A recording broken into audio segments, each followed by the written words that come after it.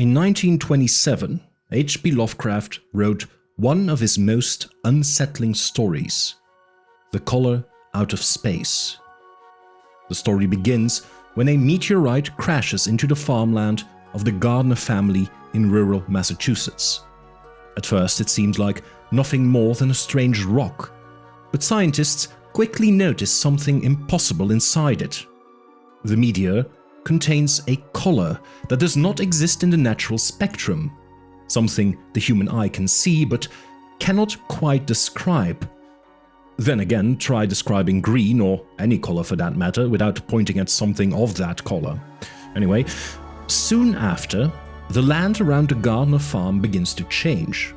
The crops grow to enormous size but become tasteless and brittle. Trees twist into unnatural shapes. Animals grow sick, then grotesque. The water turns foul. Members of the Gardner family slowly lose their sanity as a strange presence drains life from everything around it.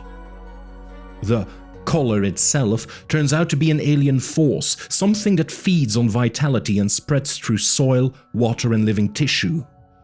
And when it has consumed its fill, it simply leaves again. By the time the narrator understands what is happening, the farm has become a dead, grey wasteland, later remembered simply as the Blasted Heath.